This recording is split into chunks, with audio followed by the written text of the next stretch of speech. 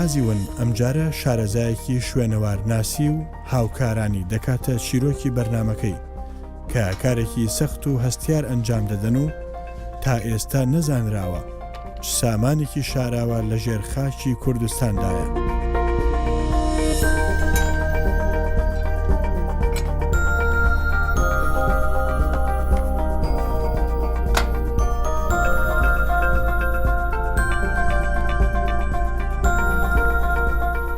سەرەتا ئەم تیمانە لە بەرەبەیانێکی زۆر زووەوە پلان دادەڕێژن و ئامادەکاری دەکەن. دواتر لە شوێنێک کۆ دەبنەوە و هەنگاو دەنێن بەرەو شوێنە دەشتە گەرمەکان یان بەرزاییە سەختەکان.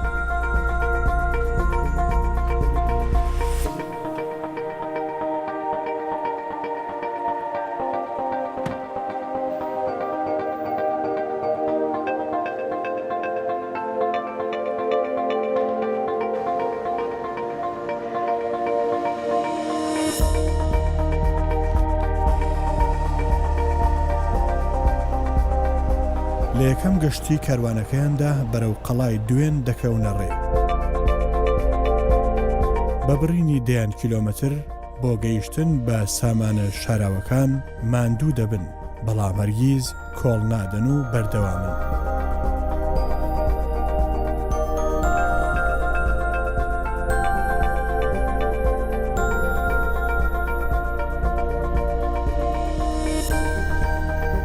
ئەم هەنگاونانەش لەلایەن کەسێکی پسپۆڕی شوێنەوارناسی کورد لەگەڵ چەند هاوکارێکیدا ئەنجام دەدرێت.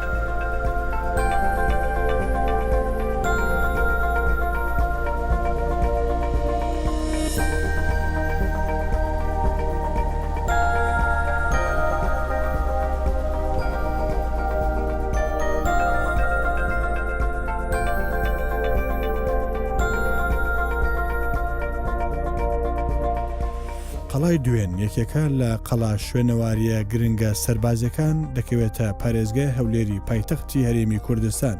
ئەو شوێنە بە شێوەیەکی ئەندازیاری دروست کراوە لەسەر گردێکی سروشتی و لە کاتی دروستکردنیدا سوودیان لە هەڵکەوتەی شوێنی جوگرافی وەرگرتووە.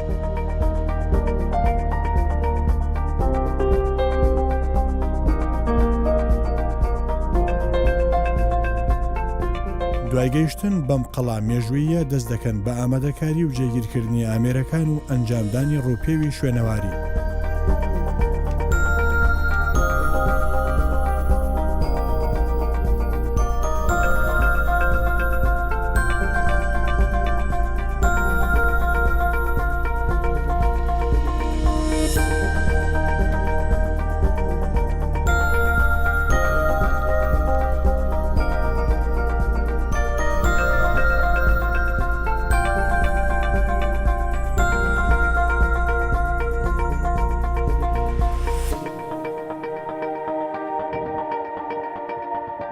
دواتر بەهێڵی تایبەت سنووری کارەکەیان دیاری دەکەن بۆ گەڕان و کنە و پشکنین.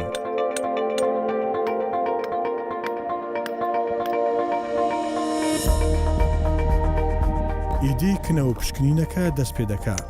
کارەکەیان ورد و هەستیارە، ئەمەش وردی دەوێت و هەندێک جار ماندوویان دەکات. ئەم ئەرکە قۆسەش پێویستی بە ئارامی هەیە لە کارەکەدا.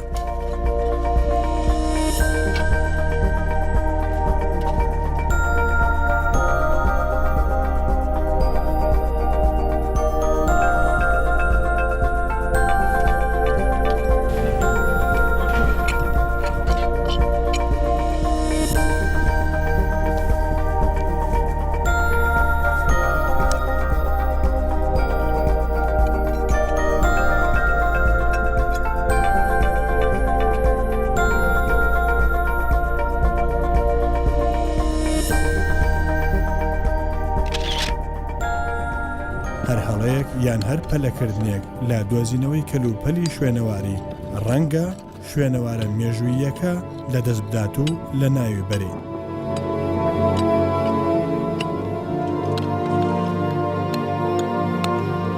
لێرە کۆمەڵا کەسێکی کورد کە شارەزان لە بواری شوێنەوار ناسیدا بەردەوام کار دەکەن بۆ دۆزینەوە و گەڕان بە دوای بەهاو سامانە شاراوەکان و مێژووی زێڕینی کوردستاندا.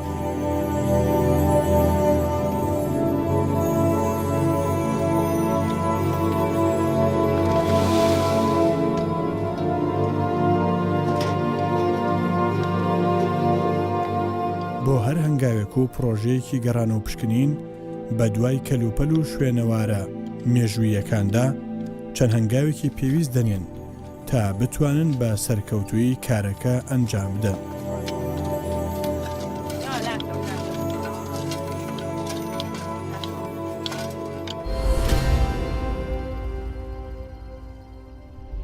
ئەو توێژینەوانەمان کایکەین لە پێناوی ئەوەی کە نەوەکانی داهاتوومان بتوانن سوودمەند بن لە شارستانیەت و مێژووی با و باپیرانی خۆیان کە کوردستان چەند دەوڵەمەندە بە ناوچەی شوێنەواری. ڕۆڵی کاکنادر و ڕۆژی شوێنەوارناسانی کوردستان بەگشتی ڕۆڵێکی بەرچاوە لە بەرەوەی ئەرکێکی قورس لە سەرشانیانەوە ڕۆڵێکی باشیان هەیە لە یارمەتیدانی ئەو تیمە بیانانەی کە دێنە کوردستان بە مەبەستی هەڵکۆڵینی شوێنەواری. کاکنادر دەورێکی مهم هەیە لە ئێمە وەکی شوێنەوارناسەکانی ناو دایرەی شوێنەواری هەولێر بەردەوام ئێمەی تێژە دەکەی سێریشی خۆمان. ئێمە لە زانکۆی کاتریک لە هەنگاریەوە هاتوین لەگەڵ هاوکارە کوردەکانماندا لێرە لە بواری شوێنەوارناسیدا پشکنین دەکەین. کوردستان شوێنێکی مێژووی زۆر گرینگە. دڵنیام لە داهاتوودا کارەکانمان دەرئەنجامی باشی دەبێت. کوردستانم هەڵبژار لەبەر ئەوەی توێژینەوەکەم تایبەت بوو بە ڕۆژهەڵاتی ناوەڕاست. زۆر خۆشحاڵم کە لەم وڵاتە جوانم بە پێشکەوتوترین ئامێر کار دەکەین بۆ دۆزینەوەی شوێنەوارە مێژوویەکان.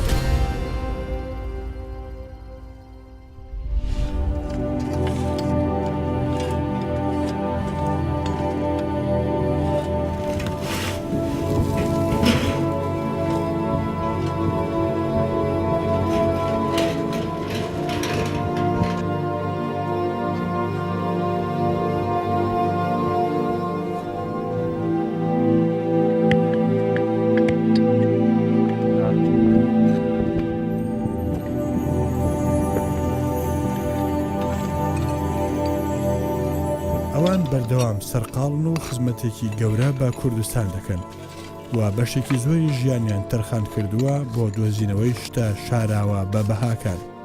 ئەم پسپۆڕە کوردانە لە یەکەم گەشتیاندا تیمێکی هەنگاری یاوەریانە بەیەکەوە کار دەکەن و دەگەڕێن بە دوای شوێنەوارە مێژوویەکاندا بۆ ئەوەی بیان دۆزنەوە و بیان هێڵنەوە و دواتریش لە مۆزەخانەکاندا دەیان بنێن.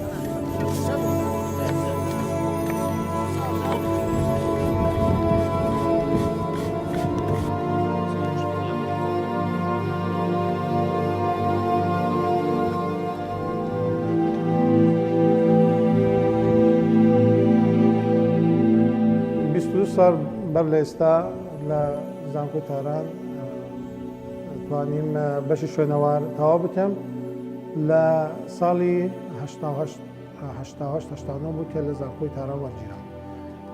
پاش تێبەرخوونی چەند ساڵ لە ساڵی 97 لە بەڕێبەرەتی گشتی شوێنەوار بە گرێبەست دامەزرا.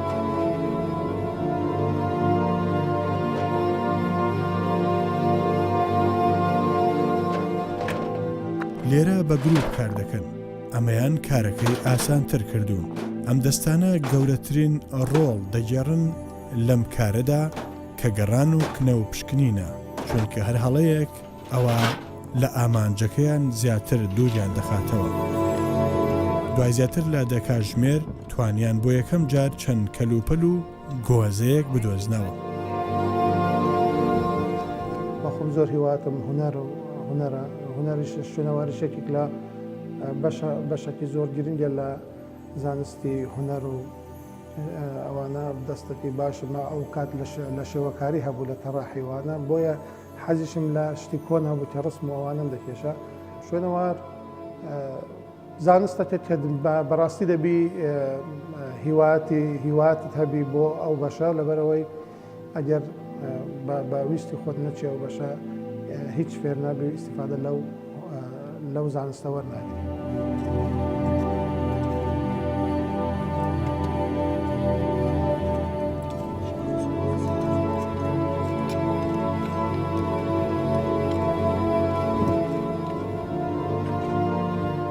ئەوەی لە ئەرکەکەیاندا لە هەموو شتێک زەحمەتتر و گرنگترە چۆنێتی هەڵکۆڵین و دەرهێنان و گواستنەوەی ئەم کەل و پەلە شوێنەواریانەیە.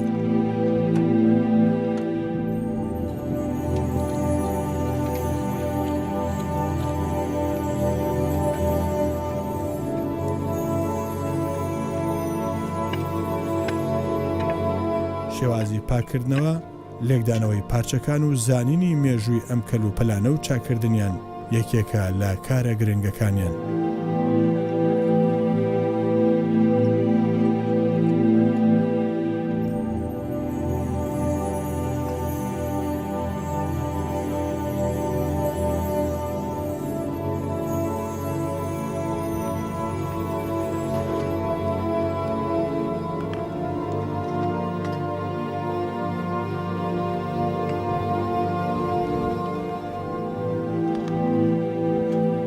خۆی ئەگەر بچین باسی شوێنەوار بکەین شوێنەوار ئێمە دەبێت سێ شتی مهم لە ناو شوێنەوار بزانین. یەکێک لەوان دەبێت بزانین شوێنەوار چییە، زانستی شوێنەواری بەخۆی چییە، هەرکو واجباتی شوێنەوار ناس چییە، بەچێدە لە شوێنەوار ناس.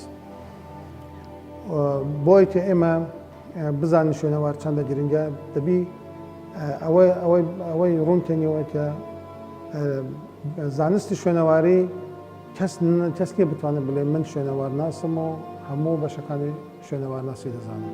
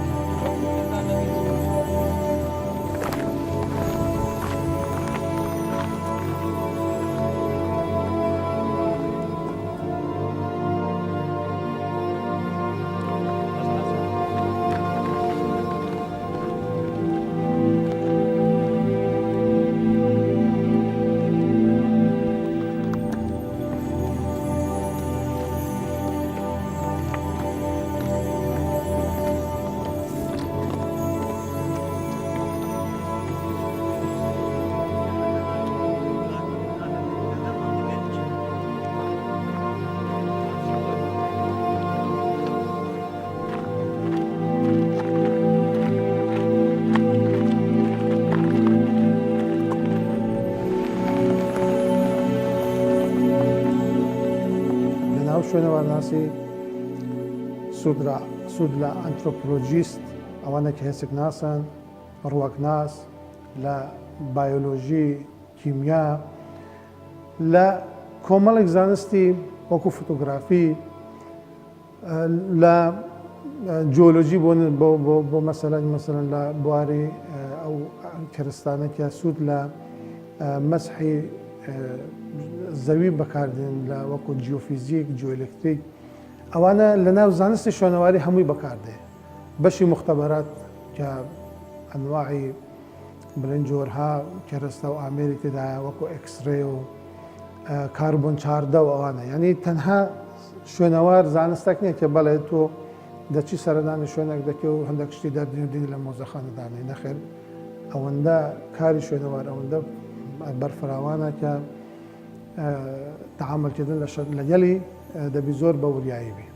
بۆیە من بەخۆم بە هیواتمە کە زۆرتر لە بەشی پێشمێژوو لە کۆڵینەوە بکەم و دیراسە لەسەرەند دەکەم، بۆی کە ئەو شوێنەی کە ئێمە دەڵێن لە هەموو دنیا کۆنترین شوێنە ئیسپاتی کەن کە بەڵێ ئەو وڵاتە کۆنترین شوێنە کە دیاریشە هەموو زانکۆکانی بیانی، هەموو زانکۆکانی سەڕوان لە هەرێمی کوردستان کردیە بۆی کە دەزانن ئێرە بست بە بستی ئەو خاکە شوێنەوارە.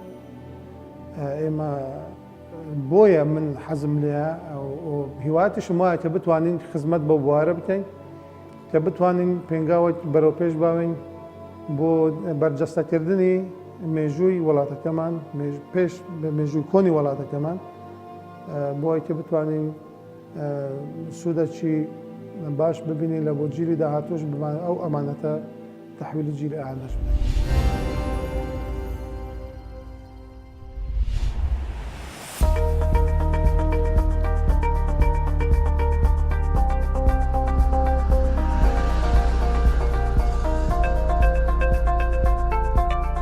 یەکێکی دیکە لە کارەکانی ئەم گروپە گەڕانە و پشکنینە لە یەکێک لە کۆنترین گوندەکانی شاری هەولێر.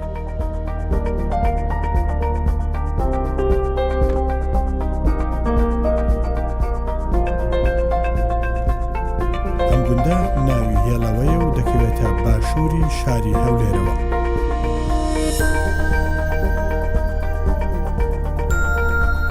لێرە بۆ ماوەی 3 هەفتە تەنها مەترێک هەڵدەکۆڵن بۆ دۆزینەوەی شوێنەوار. لێرە بە هاوکاری تیمێکی وڵاتی ئیتالیا هەڵدەستن بە هەڵکۆڵین و گەڕان بە دوای شارستانیەتێکی دیکەدا، ئەویش بەشێک لە شارستانیەتی کوردانە بەر لە چەندین هەزار ساڵ.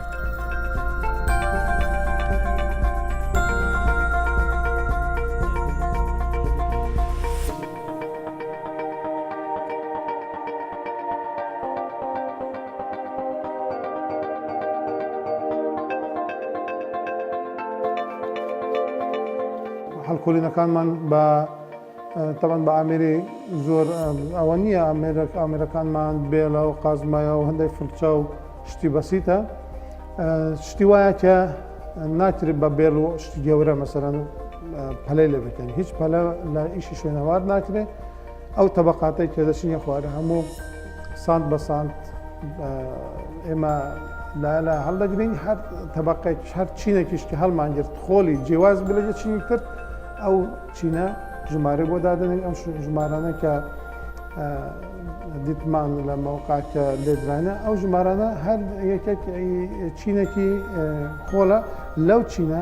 تەبەن ئەو چینە بە ماوەی ساڵێک و 2 ساڵ خڕ نەبوویتەوە، لەوانەیە لەو چینە تەبەقەیەکی کامل حەزارەتێکی کامل وەکو بڵێن شارستانێکی تایبەت بە نەتەوەیەک لەو چینە ببینینەوە کە ناوەکی تایبەتی خۆی هەیە و بۆمان ئاشکرا، بۆیە هەر چینێک ژمارە خۆی هەیە.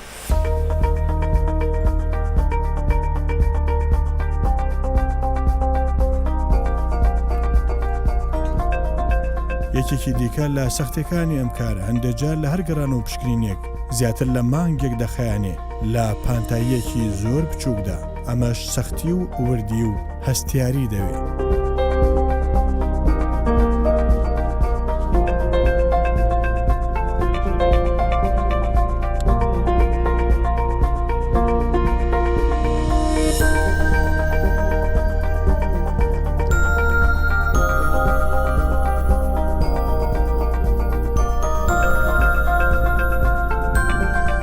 گەرمای زۆر و بەهێزی تیشکی خۆر و وشکی ناوچەکە نابێتە ڕێگر لە کارەکەیان، چونکە ئەوان تەنها لە وەرزی هاوین دەتوانن هەڵکۆڵین بکەن. ئەمەش یەکێکی ترە لە سەختیەکانی ئەم کارە.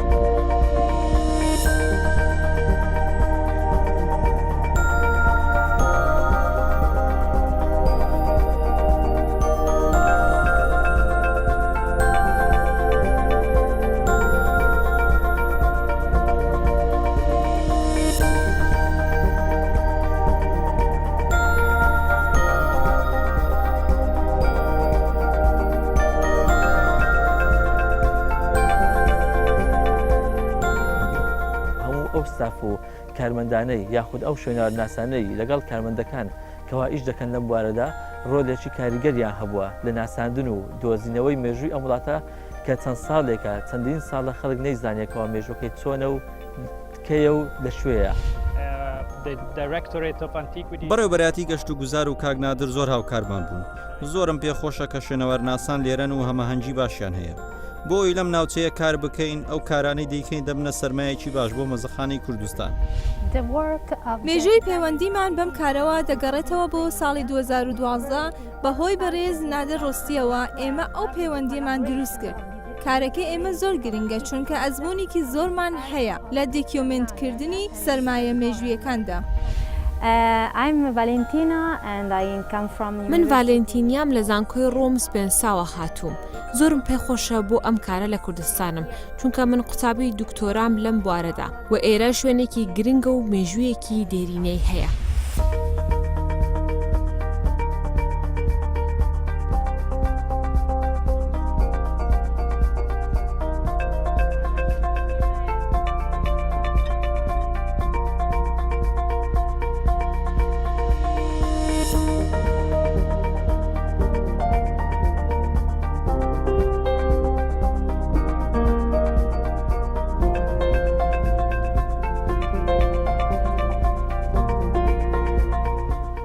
شوێنەوار بەخۆی گرنگەکەی دەوەیدا یعنی پارچەک تو ناتوانانی قیمەتی بەهایەکەی بە پارە بخەملێن یعنی تو پارچە شوێنەوارێکی بۆ دەست دەکەوی لەوانەیە ئەو پارچەیە ئەوەندە دەگمەنبی بۆ نەتەوەیەک ناکرێت و حسابی مادیجە بۆیە ئێمە ئەهمیەت و ئەرزشی ئەو مادەیە دەزانین ئەو شتەی دەزانین ئەو کێلۆپەلەی دەزانین و مەسئولیەتێکی لە بەندە مەسئولیەت لەسەر شانمان زۆر قورسترە. بۆ نمونە مۆزەخانە مەسەڵەن مۆزەخانە دەبی لە ڕووی سیکورەتی و لە ڕووی ئەجهزەی ئەمنی وانە دەبی زۆر بەوردی ینی ئیشێکی باشی بۆ بکرێ نەکەوە بە کەرەستایەکی زۆر کۆنوانە پارێزگاری لێ بکرێ و کاتی خۆی لەو مۆزەخانە دزی کرا لەبەرەوەی قفل و شتیوای نەبوو یەک دوو پاسەوانە بەوە پاسەوانانش لە ئەسنای ئیستراحەتیان بوونە و کابرای بە ئیستراحەتی خاتی قفلی شکاندی و هاتە ژوورە و هەندێک ئەشای وەردی بردبوو کە خۆشبەختانە پاش ماوەیەک گیرە کابرا هەندێک کێلۆپەل گێڕاوە.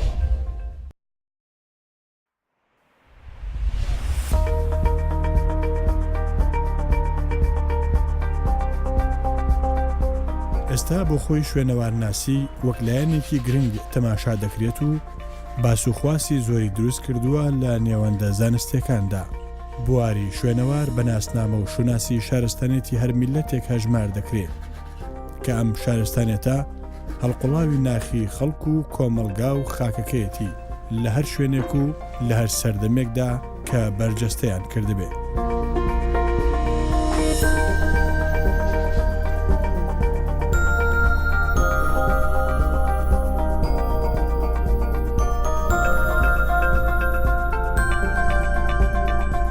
زانستی شوێنەوار زانستێکە لێکۆڵینەوە دەکات لەسەر شوێنەوارە مێژوویەکان بەتایبەت ئەو شوێنەوارانەی کە دەستکردی مرۆڤایەتین و هەروەها باس لە شارستانێتی مرۆڤ دەکات لە ڕابردوویەکی دووردا.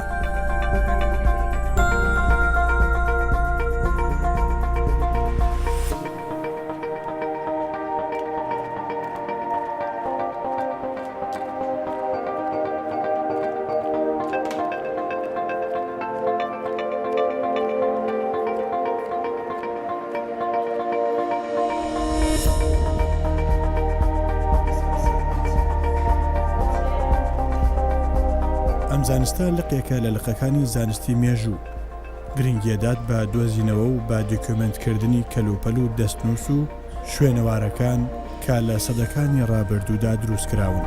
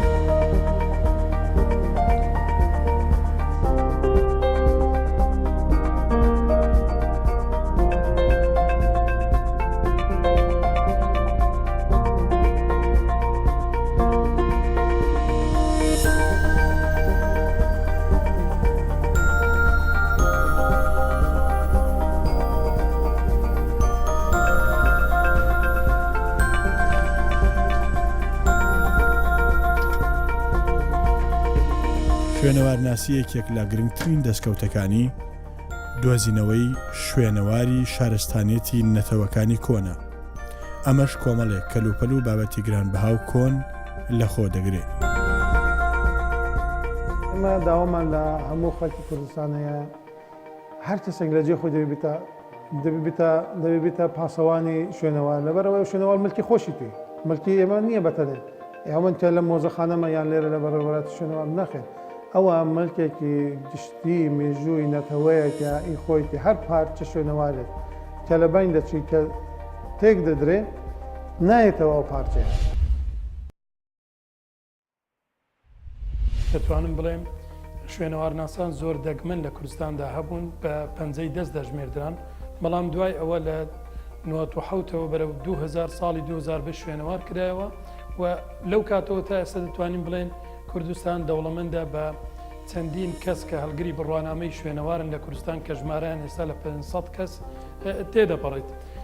لەگەرەوەشدا کاکنادر هەرکوو کار و چاڵەچەکانی بەرچاو بووە لەو بەڕێبراتیە تاوەکو گەیشتە پلەی بەڕێبەری شوێنەوار.